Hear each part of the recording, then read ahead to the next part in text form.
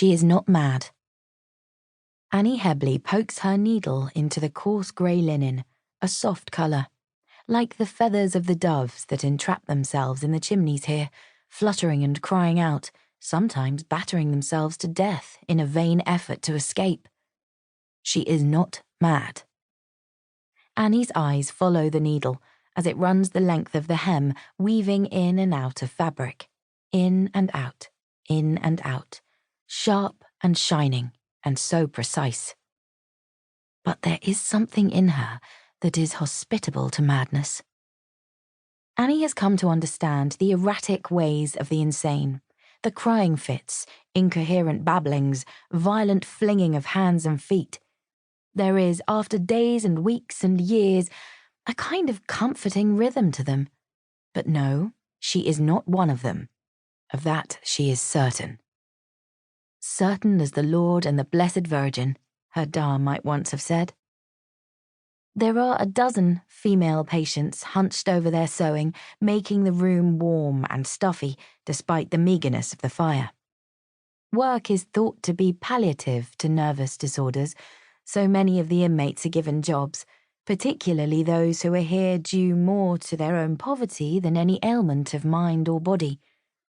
While most of the indigent are kept in workhouses, Annie has learned quite a few find their way to asylums instead, if there are any empty beds to keep them, not to mention the women of sin.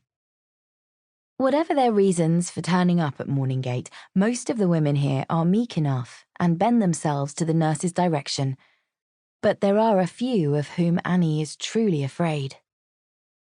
She pulls in tight to herself as she works, not wanting to brush up against them, unable to shake the suspicion that madness might pass from person to person like a disease, that it festers the way a fine mould grows inside a milk bottle left too long in the sun, undetectable at first, but soon sour and corrupting, until all the milk is spoiled.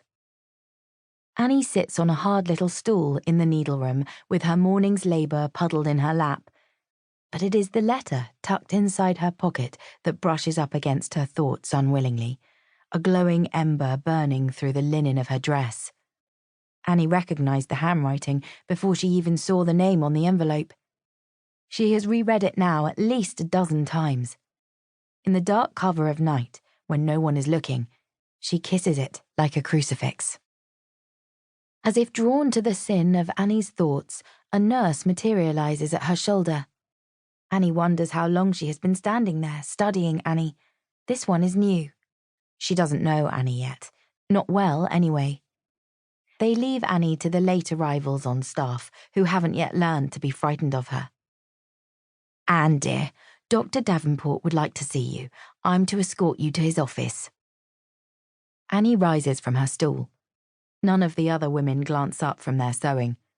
The nurses never turn their backs to the patients of Morningate, so Annie shuffles down the corridor, the nurse's presence like a hot poker at her back.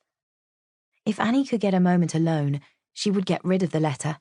Stash it behind the drapes, tuck it under the carpet runner. She mustn't let the doctor find it. Just thinking of it again sends a tingle of shame through her body. But she is never alone at Morningate. In the dusty reflection of the hall windows, they appear like two ghosts. Annie in her pale dove-grey uniform, the nurse in her long cream skirt, apron and wimple. Past a long series of closed doors, locked rooms, in which the afflicted mutter and wail. What do they scream about? What torments them so? For some, it was gin. Others were sent here by husbands, fathers, even brothers, who don't like the way their women think, don't like that they are outspoken. But Annie shies away from learning the stories of the truly mad. There's undoubtedly tragedy there, and Annie's life has had enough sadness.